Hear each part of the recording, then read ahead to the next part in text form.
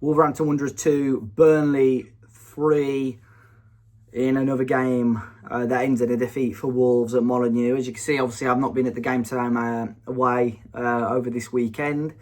But managed to catch the game in its entirety. And once again, I'm really, really frustrated and disappointed. And just can't believe the ending once again to that game. So many mixed emotions from that performance. I mean, I can see my phone just pinging and going off and crazy. But I may just upload this video and turn it off today, because this football club at the moment is just sucking the life out of me with how frustrating it's become on and off the pitch.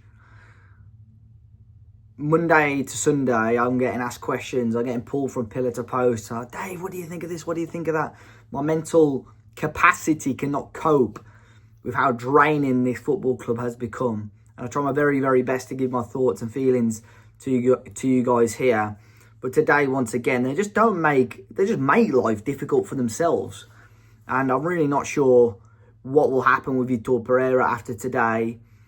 But after another game of throwing it away at the death, I think, unfortunately for him, he's got to go. Whether the club will do that, I don't know, because you've got a cup game midweek. Do you end up throwing that away with maybe not having a proper head coach in charge?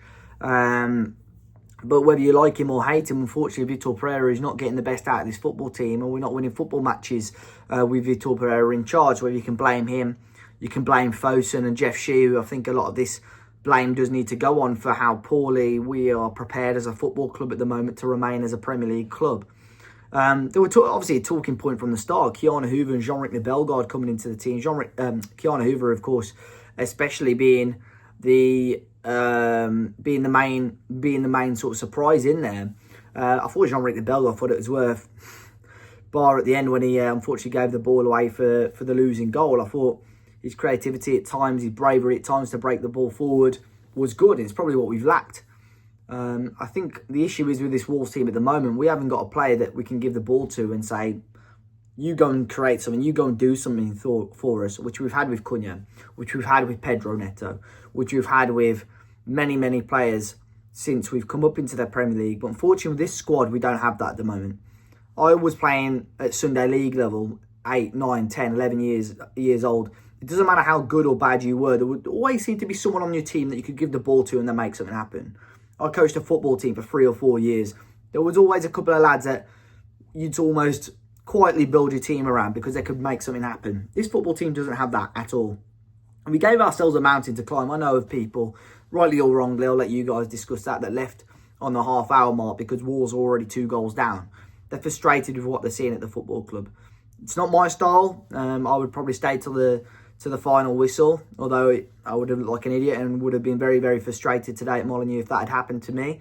But 2 very, very simple goals to give away, 2 frustrating goals to give away. I think the first one is something out of nothing, really. It's a very decent ball forward from Burnley, a very, very well-executed finish. Can Sam Johnston be positioned better? Does Santiago, I think it was Krejci actually, can Krejci get closer to his man, engage and make it a much more difficult shot to put away? I think so to both counts. The second goal, it's another crossfield ball, which for whatever reason this season Wolves are having an absolute nightmare to defend against. Kiana Hoover maybe needs to get closer to his man and stop the cross coming in. Santiago Bueno, I felt it probably could have been given as a foul, but maybe does need to be a bit stronger, and it's a simple tap-in. Thankfully, we did show maybe that little bit of fight and desire in ourselves today. A long overdue penalty, which I agreed with, and Jorgen Strand Larsen getting his first league goal of the season to send the goalkeeper the wrong way. And then Marshall Manezzi on the spot, right place, right time to head in. After good work from Jean-Ric Bellegarde, great work from Ladislav Krejci to keep the ball alive as well. And then Manezzi watched his run in. And out of completely nowhere, Wolves have gone from a team dead and buried on the half-hour mark to a team that can go into the second half and try and win the game. On that second half performance, up until the 90th minute, I felt Wolves probably had enough to maybe go and edge the second half. However, we still did not do enough to test Dubravka properly. We can have all the possession in the world, but if we haven't got someone that wants to break the lines or take 2 or 3 men on or make something happen. It's not going to happen. And we didn't test Dubravka enough in that second half. And ultimately, Burnley, even the commentators in the channel I was watching, it was Don Goodman saying, I think you can tell Burnley are happy for a draw. They were letting the ball run on throw-ins and so on. And we were almost thinking, we're that desperate to get a win. It was hot potato. Shit, let's pick up the ball for the throw and let's throw it wherever it lands. Let's make sure we win it back. Just have a tiny bit of composure for 3, 4, 5 seconds. Keep the ball. And then, whether you're going to frustrate the fans and have to play 1 or 2 passes across the defensive line, just keep possession. And because we panicked, we lost the ball. We put pressure on ourselves.